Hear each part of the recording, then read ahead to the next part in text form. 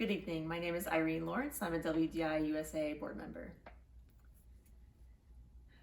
We frequently hear that men who are incarcerated in women's prisons are harmless.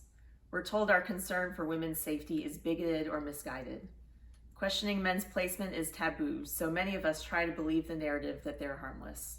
Maybe we'd prefer not to dwell on such opaque systems as prisons, or maybe we think that people in prison deserve what they get. Whatever our excuses are, the men housed with female inmates are a danger to these women, as evidenced by the following examples and data.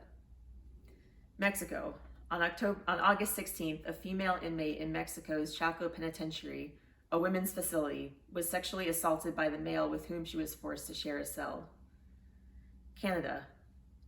As of February 2023, a Canadian man who was convicted of the horrific rape of a 3-month-old infant boy is currently being held in a women's correctional facility with a mother and child unit. Washington State. As of 2021, a half-dozen men have been transferred to the Washington Correctional Center for Women, according to an anonymous employee at the facility.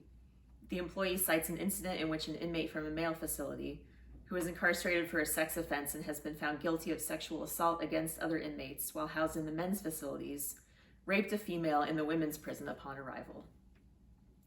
Douglas Perry, also known as Donna Perry, was sentenced to life without parole after being convicted of murdering 3 prostituted women and has bragged about murdering a total of 9. Perry is housed at Washington Correction Center for Women. Brian Kim was sentenced to life without parole for strangling his mother to death and stabbing his father to death. Kim is also housed at the Washington Correction Center for Women. Nathan Gonanen, also known as Nani Lotus Flower, murdered a 17-year-old girl by strangling her. He is also housed at the Washington Correction Center for Women. New York. In April 2022, a male inmate at Rikers Island, Ramel Blount, was convicted of raping a female prisoner while in the women's section of the New York prison and sentenced to 7 years. Alberto Rodriguez Marrero, also known as Rona Sugarlove, served 25 years for 2 murders, including shooting a woman in the head. Since leaving prison, he has been arrested for assaulting a woman and is currently being held for attempted murder and robbery. He is being held in a women's facility on Rikers Island awaiting trial. Harvey Marcelin, who murdered one girlfriend in 1963 and another in 1985, serving more than 50 years in prison, was arrested again for murder in 2022. He is accused of killing a 3rd woman whom he had befriended. The murder took place after Marcelin was permitted to stay at a women's homeless shelter over the objection of staff. Marcelin is being held in a women's facility on Rikers Island in New York City awaiting trial. New Jersey.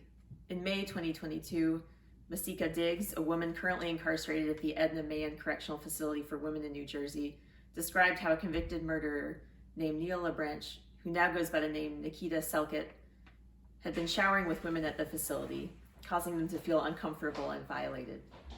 "We feel like we are part of some sick joke. This is a nightmare we can't wake up from," she added.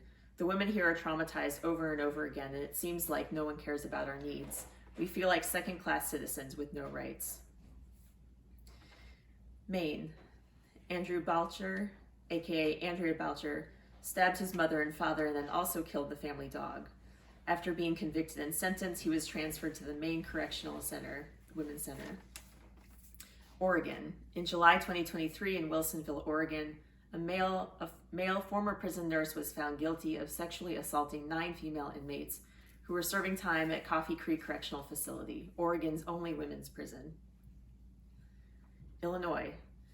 Andre Patterson, also known as Janiah Monroe, was convicted of multiple violent felonies, including murder. He strangled a cellmate with his bare hands.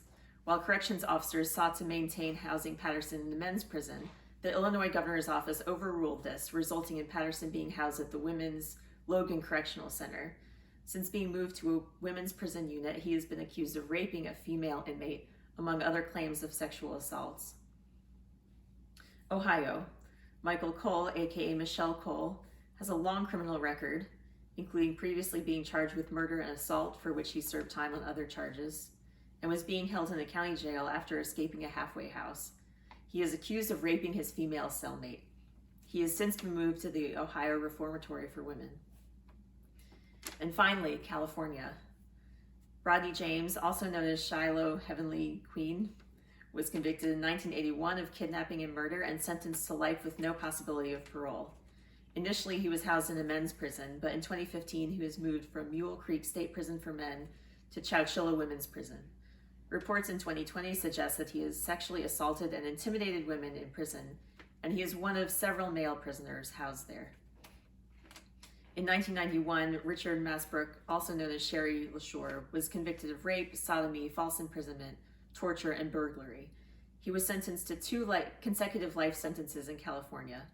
After being transferred to a women's prison, the women he was imprisoned with reported that he attacked and raped them. And California goes on and on. Jason Michael Hahn, also known as Jessica Marie Hahn, was sentenced in 2014 to 30 years to life for beating 2 of his infant children to death. By 2019, Hahn had transitioned and was subsequently transferred to Central California Women's Facility. The mother of his 2 murdered children is also incarcerated in this prison. So there are many more examples in California and elsewhere. These incidents are the tip of the iceberg. We can't possibly know all incidents of male violence against women in prison because prisons are opaque and insular by their nature, even to employees of the state prison systems, and even more so to the public. FOIA requests to try to find data about men in women's prisons are often ignored, or even, in the case of Washington State, actively being challenged by litigation. Even organizations that have long advocated for open records, like the ACLU, don't want this data to be public. Additionally, many males in California and other states are actually miscategorized in the prison records as females, so there are many more men housed in female prisons than their data captures. Women's status in prison has always been predicated on male comfort, not their safety or rehabilitation. It was only thanks to many decades of women's activism that incarcerated women were even considered worthy of their own facilities and opportunities. This latest iteration of women being used as shields for male violence is threatening to undermine all the progress these activists made in making spaces exclusively for women. Even among non-incarcerated women, sexual assaults rarely end in conviction, and violence against incarcerated women is even more invisible and elicits even less sympathy. The invisibility of their suffering is evident in how hard it was to find reports on these assaults. Only a handful of women-centered media outlets report on the assaults I just listed, and these reporters face constant abuse and harassment for prioritizing women's need for safety above men's feelings. The vast majority of incarcerated women have also faced male violence prior to being incarcerated, compounding their trauma. What happens to incarcerated women threatens all women. If their humanity, safety, and boundaries aren't recognized, no woman is safe. We can't wait to speak against these assaults until we all know someone who has been affected by men in women's prisons, in women's spaces. We must fight to protect them as if they were our mothers, daughters, sisters, and friends. Feminism that doesn't speak up for these women is no feminism at all. Thank you.